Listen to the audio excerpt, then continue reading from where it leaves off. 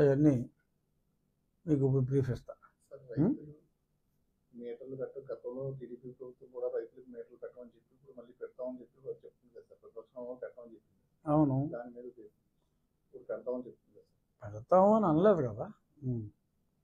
Okay సరే, ఇప్పుడు నా ప్రోగ్రెస్ రిపోర్ట్ కన్నా ముందు మీరు అడిగిన ప్రశ్నలు చెప్తా. ఇంకేమన్నా ప్రశ్నలు ఉంటే చెప్పండి.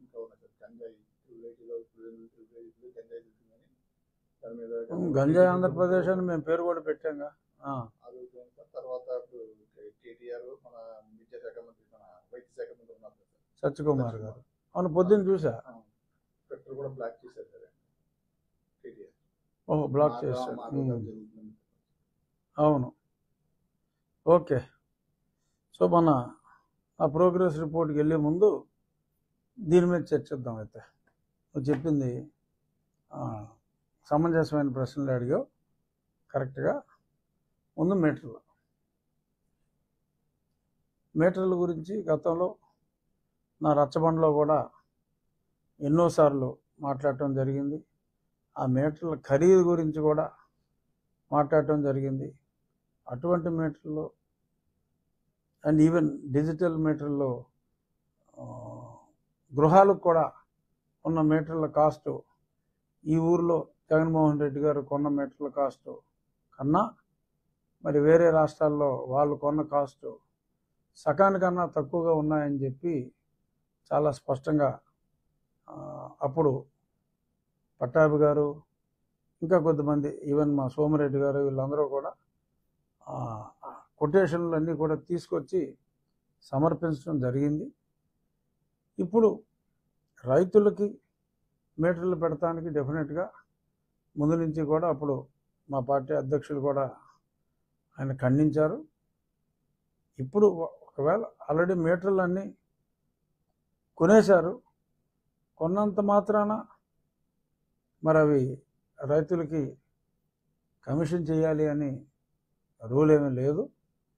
అంటే మీటర్లు పెడతామని చెప్పి చెప్పలేదు కదా. మీటర్లు పెడతామని చెప్పలా. మీటర్లు కొన్నారు గత ప్రభుత్వం. ఇప్పుడు పెడతారా లేదా అనేది కొంతమందికి డౌట్ వచ్చినట్టుంది. నిన్న విలేకరులు అడిగిన ప్రశ్నకి ఆయన పెట్టము అని కానీ పెడతాము అని కానీ చెప్పలేదు. కాబట్టి అనుమానం రావడం సహజం. నువ్వు అడగటం కూడా ఎస్, నథింగ్ రాంగ్. బట్ నా ఉద్దేశం ఇది ఆఫ్కోర్స్ పాలసీ డెసిషన్ అయినప్పటికీ కూడా డెఫినెట్గా ఒకసారి ప్రభుత్వంలోకి రాకముందు రైతులకు అటువంటి మీటర్లు ఫిక్స్ చేయటం అన్యాయం అని చెప్పినందువల్ల డెఫినెట్గా మరి ఫిక్స్ చేస్తారని అయితే నేను అనుకోవటంలో. ఎందుకంటే ఇప్పుడు రైతుల్ని బాగా ప్రోత్సహిస్తున్నారు. అలాగే అన్నదాత సుఖీభావ పేరుతో మరి రైతులకు కూడా ఈ రాయితీలన్నీ గతంలో మరి కేంద్రం రాష్ట్రం కలిపి ఇస్తున్న 15,000ని 20,000 రూపాయలు కూడా రైతుల బాగు కోసం చేయటం జరిగింది. సో కాబట్టి ఒకవేళ ఆ మీటర్లో ఎక్కువ ఖరీదుకి మరి గత ప్రభుత్వం కొని ఉంటే మరి ఇప్పుడు ఆ మీటర్లు ఎక్కడో దగ్గర దేశంలో వేరే చోట్ల ఎవరైనా, అందుకే అప్పుడు జగన్మోహన్ రెడ్డి గారు ఇది సెంట్రల్ పాలసీ అని ఏదో ఆ టైపులో ఏదో చెప్పాడు ఆయన. ఆ సెంట్రల్ పాలసీ అయితే దేశంలో చాలా చోట్ల ఇది ఫాలో అవుతారు. మరి రాష్ట్రం అయితే మరి రైతులకి మాట ఇచ్చింది కాబట్టి డెఫినెట్గా ఆ మీటర్లో వేరే రాష్ట్రానికి అమ్మేసేయచ్చు. లేదు ఒకవేళ ఆ మీటర్లో డిఫెక్ట్ ఉంటే మరి వాళ్ళకే తిరిగి ఇచ్చేయచ్చు. ఎందుకంటే అంత ఖరీదైన మీటరే అనవసరం అనుకున్నప్పుడు అంత ఖరీదైన మీటరు మరీ అనవసరమేమో. బహుశా ఆ ఉద్దేశం మీదే ముఖ్యమంత్రి గారు ఆ మీటర్లు బిగిస్తామని చెప్పుండకపోవచ్చు. డెఫినెట్గా మరి చంద్రబాబు నాయుడు గారు ఏమన్నా చెప్పారంటే చెప్పిన మాటకే మరి ఆయన కట్టుబడి ఉండే విశిష్టత ఉన్న నాయకుడు. మరి క్లియర్గా ఆ మీటర్లు పెట్టరు అని అన్నారంటే డెఫినెట్గా నేనైతే ఆ మీటర్లో పెట్టి రైతుల మనసుని బాధ పెడతారని అయితే నేను ఆ ప్రసక్తి రాదని నేను అనుకుంటున్నాను. ఇక గంజాయి ఆంధ్రప్రదేశ్ అని మనం పేరు పెట్టాం. దేశంలో ఎక్కడికి వెళ్ళినా సరే ఆంధ్ర నుంచే వెళ్ళేది గతంలో. మరి మా ప్రభుత్వం వచ్చిన తర్వాత బయట రాష్ట్రాల్లో ఆంధ్ర నుంచి వచ్చింది అన్న కేసులు అయితే నేను పేపర్లో చూడలేదు, కానీ చాలా చోట్ల ఇందుకు మన ఉండి నియోజకవర్గంలోనే ఎన్నో చోట్ల కొన్ని పబ్లిక్ పార్కుల్లో అక్కడ గంజాయి తాగుతున్నారని కంప్లైంట్లు వస్తాయి, తాగి పబ్లిక్ న్యూసెన్స్ చేస్తున్నారని వస్తే నేను మన 4 మండలాల్లో ఉన్న 4 ఎస్ఐలకి సర్కిల్ ఇన్స్పెక్టర్ కూడా చెప్పడం జరిగింది. మీరు నైట్ టైం ఈ ఆగతాయిలు ఎవరైనా ఉన్నా, పార్కులు పబ్లిక్ ప్లేసుల్లో ఎవరైనా ఉన్నా మీరు ఇమీడియట్గా పట్టుకోవాలని చెప్పడం జరిగింది. మరి వీళ్ళు తిరుగుతున్నందువల్ల దొరకలేదా మరి తెలియదు, కానీ పట్టుకున్న దాఖలాలు అయితే లేవు. కానీ చాలా కళాశాలల దగ్గరే కాదు, ఇప్పుడు అక్కడ IIITలో దొరికిందంటే గ్యారంటీగా మరి, లేకపోతే అంత కూడా ఎందుకు చేస్తారు కాదు. అది IIIT పులివెందులే కాదు, ఆ IIITయే కాదు, చాలా కాలేజీల్లో కూడా, ఈవెన్ మరీ ఎలిమెంటరీ స్కూల్ కాదు కానీ హై స్కూల్స్ దగ్గర కూడా మరి విరివిగా గంజాయి దొరుకుతుందన్నారు. మరి ఇంత విచ్చలవిడిగా దొరుకుతుంది అంటే మరి పోలీసు అప్రమత్తత చాలా అవసరం.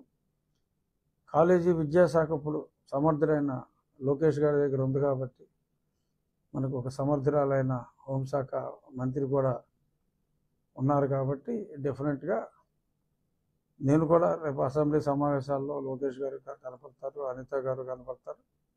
వాళ్ళకి దీన్ని ఒక లెటర్ కూడా, నా వంతు లెటర్ కూడా నేను రాస్తా. ఈ గంజాయి అనేదాన్ని ఎట్టి పరిస్థితుల్లోనూ అరికట్టాలి. చాలా చోట్ల టూత్ బ్రష్లు, టూత్ పేస్ట్లు దొరికినట్టు గంజాయి దొరుకుతుంది అనేది గతంలో మేము మాట్లాడాం. ఓవర్ నైట్ అదేమి తగ్గేది కాదు, అన్లెస్ ఉక్కు పాదం మోపితే తప్ప. డెఫినెట్గా ఎక్కువగా పాడైపోయేది విద్యార్థులు కాబట్టి విద్యాశాఖ మంత్రి గారు, హోంశాఖ మంత్రిని ఇద్దరూ కూడా డెఫినెట్గా చర్యలు తీసుకుంటారు. ఆ చర్యలు తీసుకునే విధంగా ఎమ్మెల్యే అయినా కూడా నా వంతు కృషిగా నేను కూడా ఇద్దరికీ కూడా ఒక లేఖ ద్వారా తెలియజేస్తాను. డెఫినెట్గా ఒక ఓవర్ నైట్ అందరూ దొరికారు. రాబోయే 3 నెలల్లో గంజాయి ఆంధ్రప్రదేశ్, గంజాయే లేని ఆంధ్రప్రదేశ్గా మారుతుంది అంటంలో ఎటువంటి సందేహం లేదు. ఇక మూడోది సత్యకుమార్ గారి విషయం.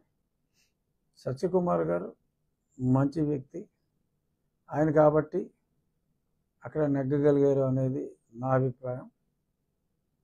మరి గుడ్ మార్నింగ్ ధర్మవరం, యాక్చువల్గా ఆ గుడ్ మార్నింగ్ వల్లనే మరి ఆయన ఓడిపోయాడేమో